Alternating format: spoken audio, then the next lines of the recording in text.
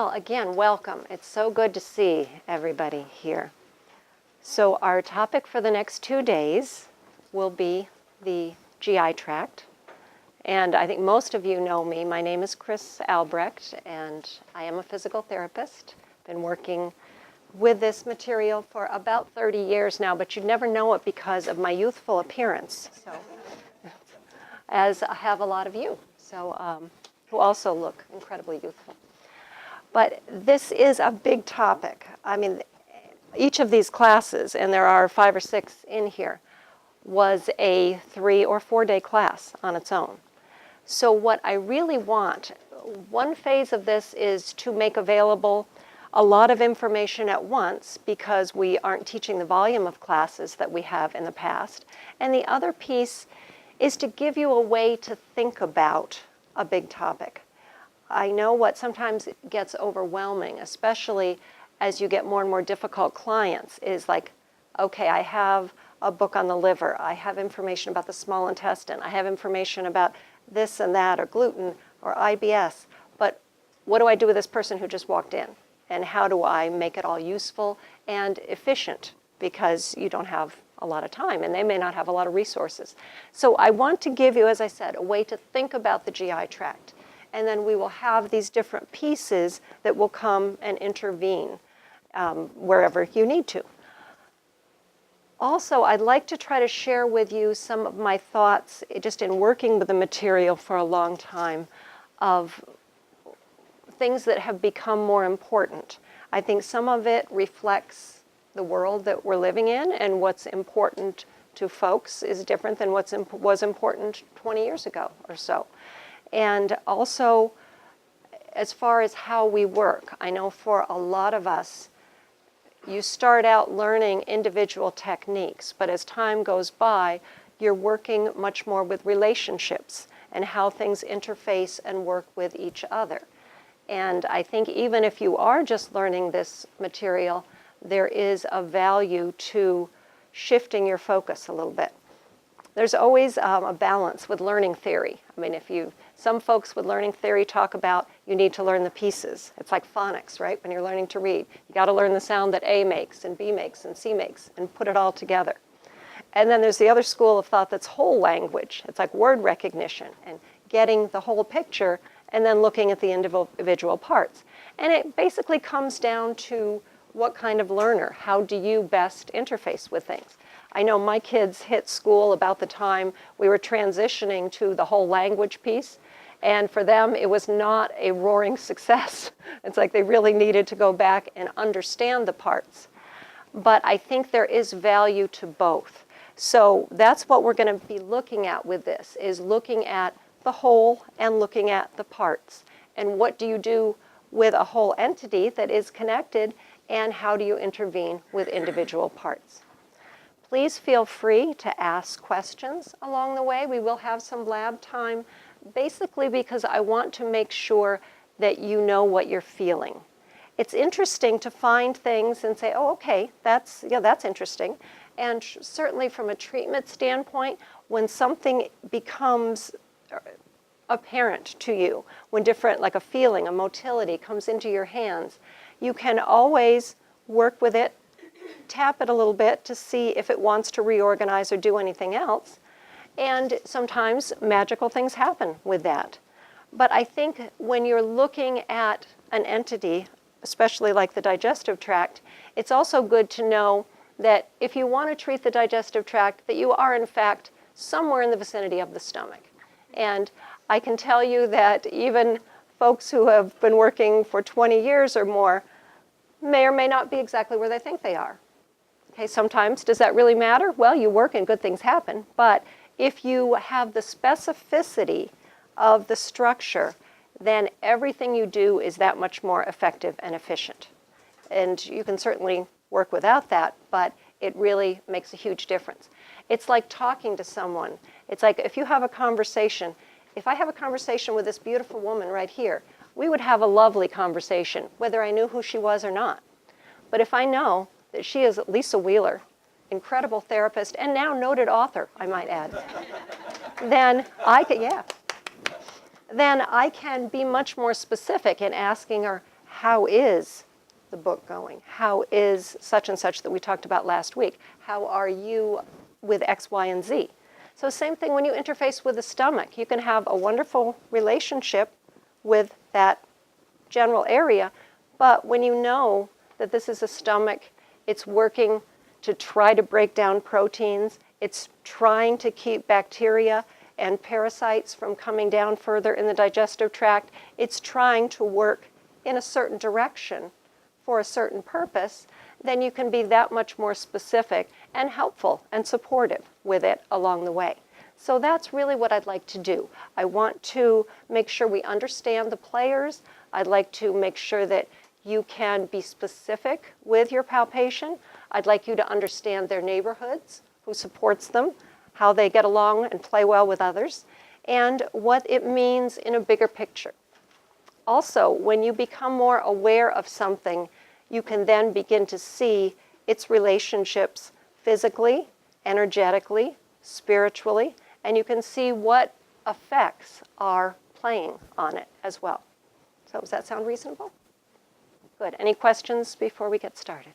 And do feel free to ask along the way. All right.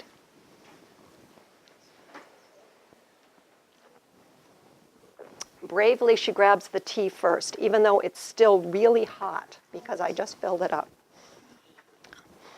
So when we think about the digestive tract in general, okay, we have a tube within a tube. Okay? And a friend of ours was saying that it was when her mom passed, and it's probably been 10 years anyway, and she was lucky enough to be with her mom at that point, and she said her mom was spouting wisdom, you know, just like sort of transitional wisdom. And one of the things she said was that they were coming in and wanted to know if they wanted to intubate her. And her mother's looking at this, and she goes, "A tube within a tube, wow." It's Tina Bowman. And it was like, you could say that about the whole digestive tract. I mean, we have our external selves, but we have this internal passageway also. And it literally is where we're interfacing with our environment, where on a very real and chemical level, we need to be able to get what we need from the environment. So with what we take in, needs to become useful and functional for us. If it's working well, we're going to be in balance with our external environments. And basically what's coming in is going to balance what's going out. There is a definite flow down through the system, and things work best when those pressures are aligned such that that flow is supported. Various points along the way, we have sphincters that are going to regulate that passage. And again, if we are in balance with our autonomic nervous system, our sympathetic and parasympathetic are in balance, then we're going to be able to take in what we need, get what we need from that, and let it go.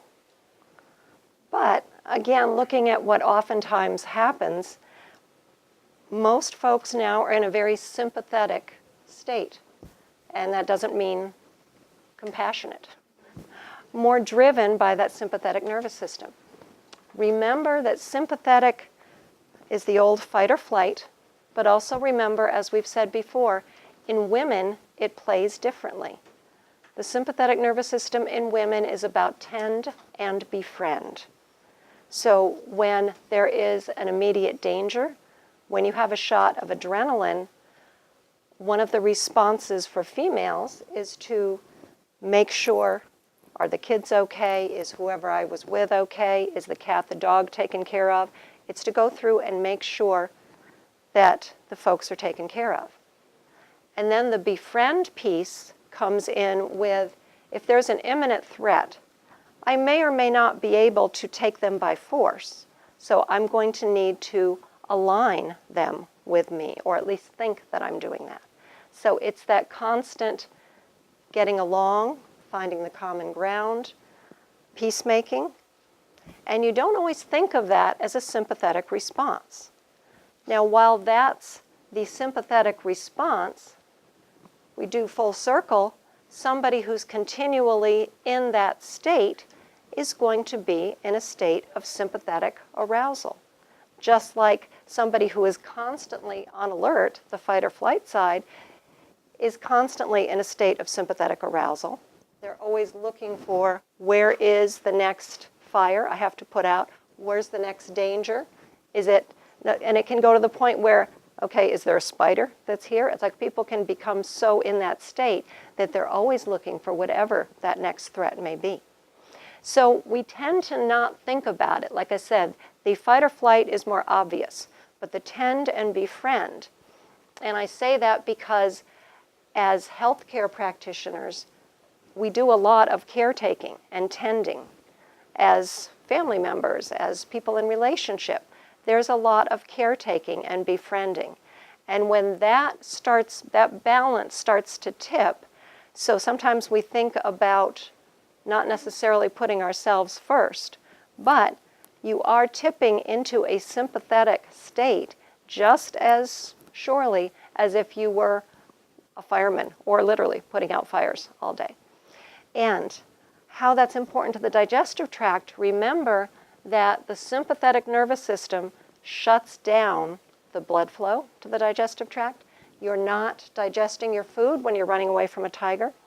It shuts down the sphincters. So, you know what, better yet, don't eat that now because we don't have the blood. So we need to think arms, legs, and even more brain. It's like you got to get out of here. You got to have your motor cortex firing, sending impulses to your arms and legs so you can just get out of here.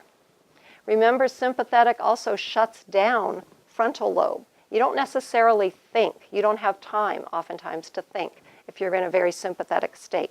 You're going to run. You're going to do something later on, go, why did I just do that? I guess it was just instinctive, literally. It was not cortical. It was subcortical and motor cortex. And all of those things are sympathetic. Digestion, not so much.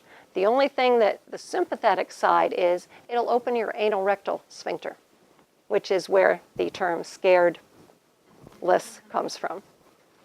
So if you want to eat, if you want to digest, if you want to be nourished, if you want to get what you need, if you want to be able to carry on physiologic processes, because remember, digestion is taking the raw materials, turning them into something you can use, and all of those things are going to be inhibited by sympathetic overdrive. And that's why oftentimes too, like we all know with babies, when they're born with that compression suboccipitally and they're in a more sympathetic state, that's colic, right? That's the constant crying, and they can't eat. They try to eat, you get the projectile vomiting with that. It's because they're in a sympathetic state and they can't take that food in. Over time, that baby will learn to override that so it doesn't starve to death, but the sympathetic response is still there. It's literally forcing something through a system that is not ready to receive it. So when we look at the digestive tract, we're going to be looking at it from the standpoint of continuity and connection. The individual parts are important, but one of the biggest factors with the digestive tract is connection. You need to be able to flow. I mean, what happens if you don't flow? I mean, you literally get that lump in your throat. It's difficult to chew, swallow, have things move down. You get reflux. If we're not moving nicely from the cardiac sphincter through into the stomach, we get reflux. Stomach acid doesn't stay where it belongs. You're not going to have as efficient a system for killing bacteria, parasites, breaking up the food, digesting proteins, and then moving through. If we don't move nicely on into the duodenum, we're not going to break it down with our nice pancreatic enzymes and our other enzymes. We're not going to break down the fat. We can't move through nicely into the small intestine. We're not going to absorb and get what we need. So it's about continuity and flow. And that is all facilitated by parasympathetic nervous system. And we have our good friend the vagus, who is helping us out with that. The vagus nerve is parasympathetic, remember, to the digestive tract. So supporting the vagus nerve is going to be supportive always for the digestive tract. The vagus nerve has a lot of other realms as far as it has the physical, but it also has a lot of other connections. So the more that you can be in your body with your digestive tract, the more you can have access to a whole lot more information, and you can take that in and digest it and get what you need from it. So one of the first steps is fixing up the physical enough so that it is open to these things. If you're shut down, if you're separated and partitioned, it's very difficult to have that flow and to be in the flow. Then it becomes, when you're in that state, it's more about resistance. And you can't help it because your body is resisting. You're trying to take in and get what you need, your body's resisting, and it's very hard to be in a peaceful state with that, right? It's like, I don't want to do this, I'm supposed to go on vacation, but I don't want to do this because there's so much that's happening in the office and there's so much going on at work, but it's going to be a great vacation. It's beautiful. We got it all paid for. It's great, but I almost feel like I wish I wasn't going because I've got so much here. Seriously? I mean, really? Go on vacation. Have a great time. It's like, where's that resistance coming from? Well, it's internal. You can't help it. It's your digestive tract. So what we're going to look at, again, is how to support your digestive tract, so it can relax, it can flow, and you can get what you need on all kinds of levels. Okay? All right then.